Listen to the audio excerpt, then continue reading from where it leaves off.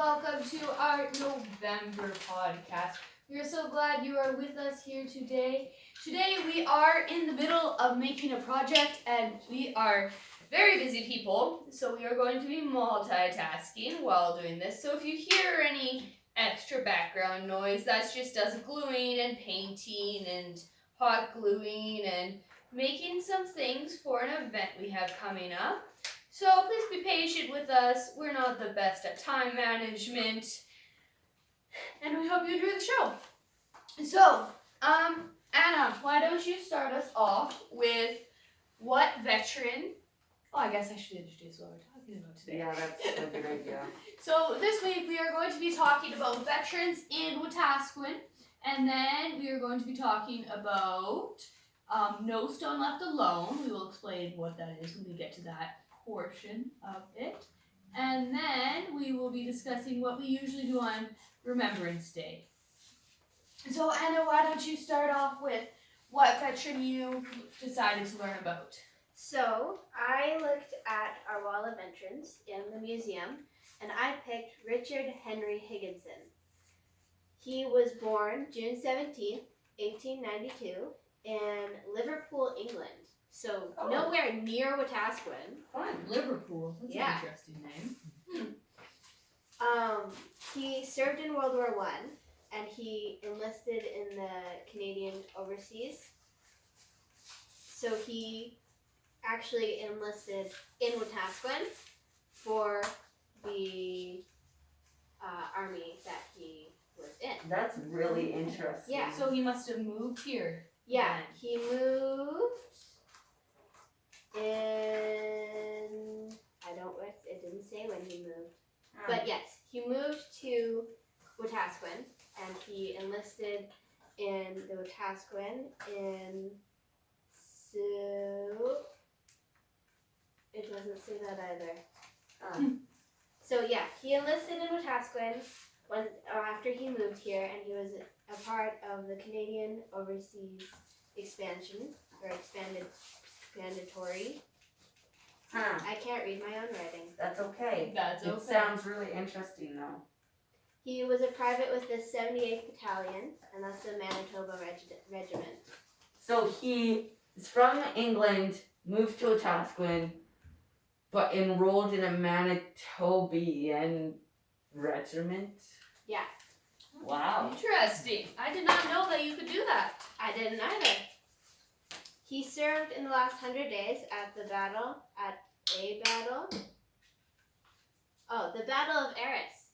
There we go. Where's that? I don't know. Huh. Sounds Google it. important. So from September 26th to August 5th in 1918, that is when it was recorded that he was there. And sadly, he died in action on September 2nd, 1918.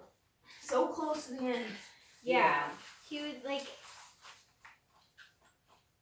I was sad when I read it because, it was only a couple more weeks before he was able to go home. Yeah. So it did make me a little sad, but he served our country and he died a very noble death. Yeah. And even served our country even though it wasn't his own. That's even crazier. Yeah. So I'm glad he's on our wall of veterans. Yeah. That's something to be proud of. What about you, Jacob? Who did you take a look at? I took a look at Russell Keith Doms. He was born here in Wetaskiwin in 1918. Mm-hmm. He served in the Royal Canadian Infantry Corps, attached to the first Battalion Irish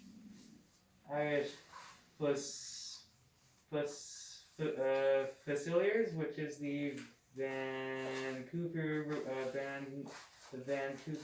Regiment, as a corporal in the second World War. also part of the 18th Infantry Brigade,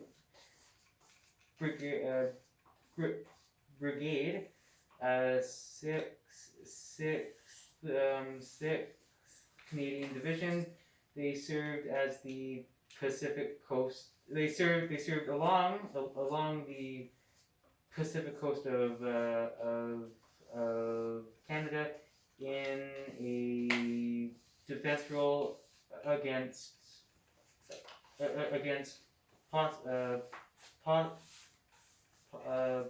possible attacks against the Japanese. Okay. Were there any recorded attacks that you can see? Not that I can see here, no. Also, he was in Jamaica in 1943 to guard a camp, and also to provide garrison duties for the hill station at Newcastle. He actually died during that on July 1944 doing that duty. Okay, so he was in Jamaica. Yeah, he was in Jamaica, yeah. I never thought, like, you think of it's the Second World War, right? The Second World War, yes. The Second World War is being all in Europe. Yeah. But I never thought that there would be anything actually affecting, like, Canada's land. That's really interesting. Yeah, I didn't realize that it was on the coast. Yeah. Like, that makes sense after Pearl Harbor. The more you know. Yeah. Yeah. What about you, Joe? Okay, let me grab my notes over here. I did Florence Albers. She was a war bride in the Second World War. So she was born in London, so she's also British. In 1922, she finished school early and she recycled parts from destroyed bombers during the war. Okay. In 1942, she met Harry Albers, her future husband, and they began to, what's the word that they use in all the old court? Yes. Courting. They went courting. During the war? Sorry? During the war? Yes. So then she followed him back to Canada in 1946. I think there was a half a year difference between their returns. And the Canadians that were already here didn't think that war brides were the best idea. So she had a lot of negative, there was a lot of negative stuff for her. So she went from Halifax to Edmonton and then eventually to Farintosh where Harry lived. Okay. So they spent 6 months in a 2-bedroom house in the Malmo district with no electricity, plumbing, or gas. Wow. So since she was a city girl originally, she learned a lot through trial and error. Yeah. Like, you don't put your wet laundry out to dry when it's 15 degrees below zero because it freezes. And she learned how to bake bread properly. Properly. What happened for it not to be properly? I think she tried to cut off the tops. I have no idea. Cut off the tops of bread. That sounds After- like something after I would it's do. She was involved in the community a lot, and she played cards monthly with other couples. They raised their 3 children on her family farm, and she lived in Peace Hills Lodge until she passed away just last year. Wow. Wow. So, yeah, like I said before, we so often think of this like so long ago, but that was last year only. And although it wasn't necessarily someone who fought in the war, some greatly affected by the war. Oh yeah, and you said she recycled stuff from. Yeah, she also had her brother and father pass away in the First Oh, that's World War, I believe. that's so sad. Yes. But sounds like she lived a long and A long- happy yeah. retirement. And she Yeah. stayed positive. Yeah. Yeah. Right? Like she didn't give up, from what we hear. She learned how to bake bread. Yeah. Yes. I would be That's so a very frustrated. I good would be skill. like, I'm going home. Like, can you imagine moving to a new country and then Being having people not like you, and Yeah. then move into a house with no electricity? Like, oh my goodness, I can't even imagine. Yeah, totally. And then being able to go from that to playing cards once a Yeah. month with other couples, right? Like, Yeah. And then volunteering as well. that's remarkable. I think Yeah, we can all good- learn a lesson good from that. resilience. The war brides definitely went through a lot. Yes, totally. So I also did a female in the. I just got paint all over the place. Ugh. Clean that up. I also did a female, but she was not a war bride. She actually fought in the war. Oh, really? Yeah, her name was Nora Biddy Odell.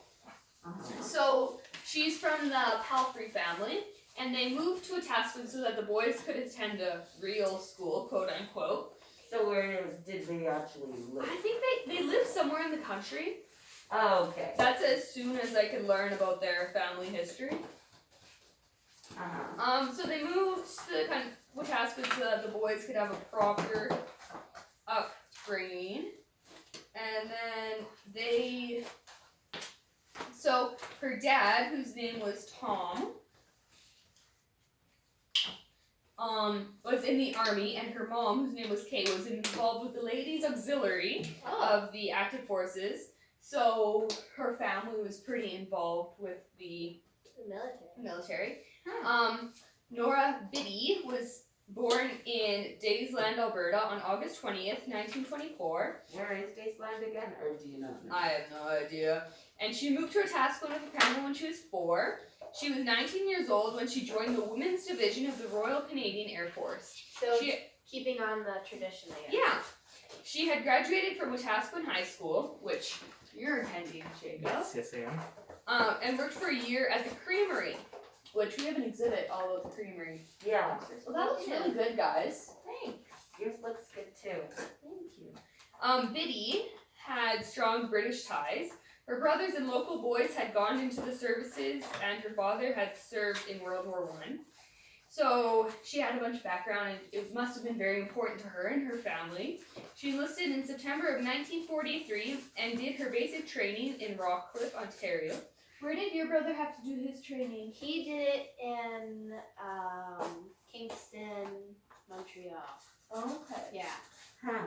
Interesting. No, wait. Basic training? Yeah. He did it in Edmonton. Oh, okay. He's now enlisted in Kingston. Oh, okay. Cool. Then she went to the wireless school in Montreal, where your brother is. Yeah. So where what is a wireless school? Do you know? Trained for like telegraph and stuff. So So she trained as a wireless grounds operator. She took She took in many cultural events in Montreal and neighboring cities. So like her mom, she was very involved with her community. That's good. And Biddy was later stationed at Pat Bay, BC in the wireless telegraph station, working with 200 other men and 200 women and 2,000 men. Wow. So there weren't a lot of women there, but they were still there. yeah. She served until October of 1945, and then she returned home to Wetaskiwin, here, to marry William Henry Odell. The couple had 3 children. Lots of Henrys. Yeah. And then she passed away in 2013. So that wasn't too long ago either. Yeah, so that wasn't too long ago either. Yeah. That's pretty cool. A lot of good stories about good people from Wetaskiwin serving our country. Yeah, it's crazy. You think, oh, that's not related to me, but it is so much, Yeah. right? So another thing that is related to us, usually we do a no stone left alone vent. but this year it has been canceled, sadly. I'm not going to share my comments, personal feelings about that. Okay. But Joe, do you mind explaining what the event is and what we usually do? So No Stone Left Alone, correct me if I'm wrong, but it was started by a daughter and a mother-daughter duo. Yeah. And basically the gist of it is there's a little Remembrance Day ceremony first, and the Youth Network usually does readings. About people from Wetaskiwin. Yes. So we're kind of trying to compensate for that with this podcast. So then we go around and at the graveyards in Wetaskiwin, cemeteries, in Wetaskiwin, we put poppies on the veterans' graves. And that's just to honor them and thank them for all the work that they did for our country that is now safe to live in because of them. Yeah. So that's the gist of it. So Anna, you've participated in quite a few events. What's your favorite memory or favorite part of doing that with the Youth Network? Really, there are so many favorite things favorite memories that I get out of the No Stone Left Alone event. It's such a touching event that happens that really helps us to remember the veterans. And I can't pinpoint a favorite part. I've done it for 3 years with the Youth Network, and all of it is really my favorite part. I love how we all come together and we do a Remembrance Day type ceremony, and how we all collectively go and place poppies on the tombstone. Yeah, it's a real community event, right? Like Yeah. it's very connected. And what day does it usually take place on It again? usually takes place on the first weekend of November. Yeah.